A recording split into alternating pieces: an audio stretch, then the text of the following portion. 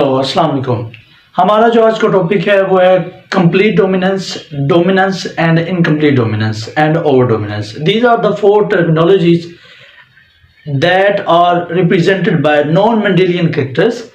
ये जो चारों की चारों टर्मिनोलॉजीज हैं हम उनको एक्सप्लेन करेंगे कि इनका बेसिक कॉन्सेप्ट क्या है with few examples that are written in our text book. Okay, यहाँ पर इन चारों अल्फाज को, चारों टर्मिनोलॉजीज को, चारों कंसेप्ट को समझने से पहले कुछ अल्फाज का इससे पहले हमें पता होना चाहिए, कंसेप्ट होना चाहिए कि वो होते क्या हैं और उनका जो कि इन चारों अल्फाज को एक्सप्लेन करेंगे। आइए हम उनके बारे में पढ़ते हैं, समझते हैं और सीखते हैं। अगर आप इस चैनल पे नए हैं, फर्स्ट टाइम आए हैं, तो आपसे गुजारिश है कि आप इस चैनल को लाइक कर दीजिए, सब्सक्राइब कीजिए, अपने दोस्तों के साथ शेयर कीजिए। आपका बहुत शुक्रिया। चलें हम अपने टॉपिक की तरफ चलते हैं। सबसे पहला जो वर्ड मैंने यहां लिखा है, this is known as homozygous and another word is a heterozygous. These are the complex word, but इनको एक्सप्लेन करने से पहले छोटे अल्फाज जो कि यहां पर लिखे हैं मैंने, डोमिनेंट एंड रिसेसिव, इनके बारे में पता होना चाहिए कि डोमिनेंट क्या होते हैं और रिसेसिव क्या होते हैं। डोमिनेंट जीनोटाइप को कैसे लिखते हैं, रिसेसिव जीनोटाइप को कैसे लिखते हैं। ठीक है, सबसे पहले देखिए, डोमिनेंट ट्रेट ऐसा ट्रेट होता है कि जो अपने साथ मौजूद अदर ट्रेट के ऊपर टोटली उसके इफेक्ट को कवर कर लेता है, यानी कि रिसेसिव करैक्टर को, ट्रेट को शो नहीं होने देता। तो इस तरह के ट्रेट को हम डोमिनेंट ट्रेट कहते हैं। लेट्स सपोज, आप एग्जांपल मैं आपको देता हूं कि ये जो डोमिनेंट ट्रेट है, ऐसा ट्रेट है, let's suppose it is a round seed. Round seed जो सीड की शेप है, basically it is a dominant character, और इसे हम हमेशा शो करते हैं, लिखते हैं कैसे, capital R and capital R से। राउंड सीडेड प्लांट, ऐसे प्लांट जो राउंड सीड प्रोड्यूस करते हैं, उनकी जो जीनोटाइप होगी उनको हमने लिखना होगा, तो हम कैसे लिखेंगे, capital R and capital R. अब दूसरा वर्ड है रिसेसिव।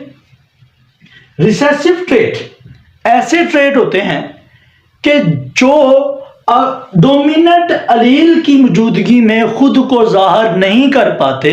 इस तरह के ट्रेट को हम नाम देते हैं रिसेसिव ट्रेट। और जो रिसेसिव ट्रेट है हमें कैसे नजर आते हैं, लेट्स सपोज अगर ये राउंड सीड है, ये क्या है, राउंड सीड।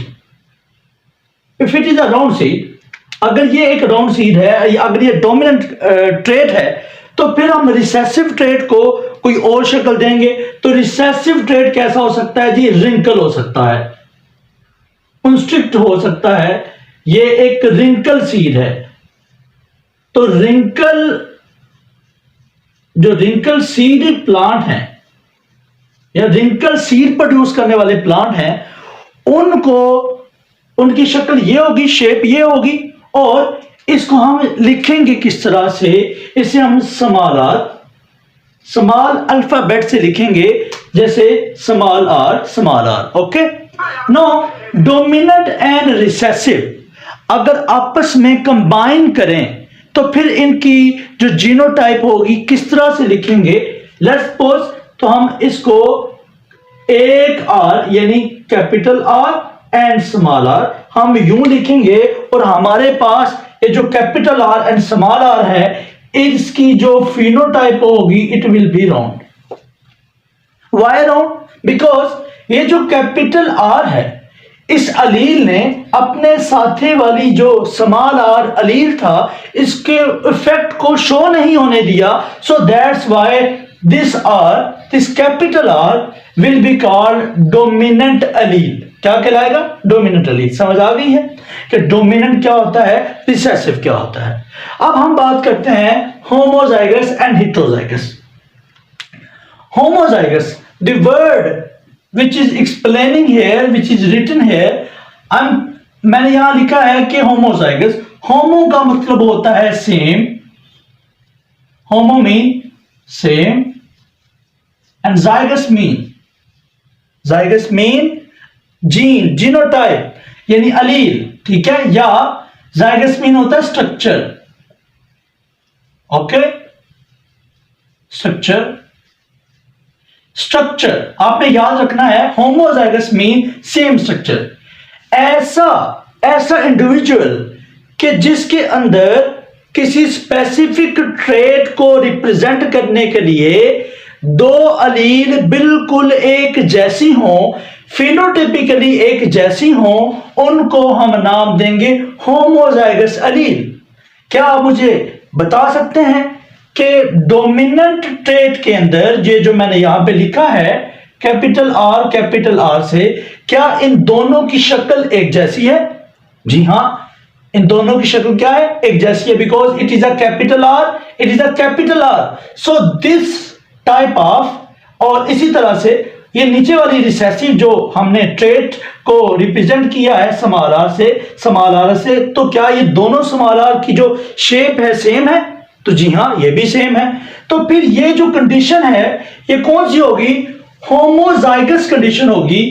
फर्ज कर ले होमोजाइगस, जैसे मैंने दिखाया, तो हम होमोजाइगस कंडीशन को यूं लिखते हैं, यूं करके। तो फिनोटाइप जो हमारे पास आएगी, it will be round seeded.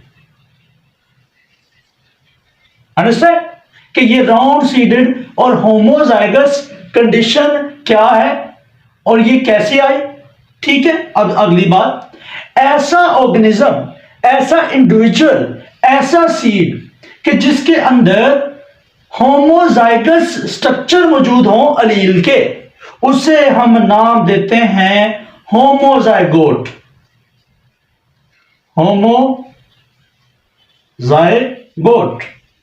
Okay, तो ये आपने वर्ड याद रखना है कि होमोजाइगस क्या होता है एंड होमोजाइगोट क्या होता है। It will be very very beneficial for other concepts. Okay, but now let's suppose हम बात करने लगे हैं हेट्रोजाइगस की।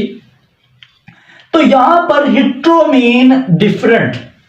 हेट्रो का जो वर्ड है it will be hetero, HETER। Hetero का वो जो वर्ड है it will be a represent, hetero means different.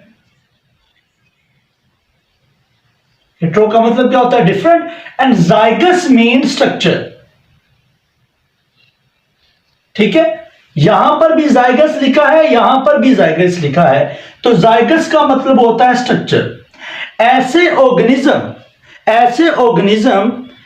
Organism कि जिनके अंदर जो अलील हो वो डिफरेंट हो स्ट्रक्चरली, ठीक है, उनको हम नाम देते हैं हेट्रोजाइगस। और हम इसको कैसे लिख सकते हैं? कैपिटल आर और स्मॉल आर। यहां पे आप देख सकते हैं इसको हमने कैसे लिखा है, capital R and small R से। तो इस कंडीशन को हम क्या नाम देंगे? इस कंडीशन को हम क्या नाम देंगे? हेट्रोजाइगस। और इस तरह के ऑर्गेनिज्म को हम क्या नाम देंगे? हम नाम देंगे हेट्रोजाइगोट। क्या वर्ड लिखेंगे? हेट्रोजाइगोट। ओके, तो यहां पर भी हेट्रोजाइगस जाइगोट ही बना है और यहां पर भी हेट्रोजाइगोट ही बना है।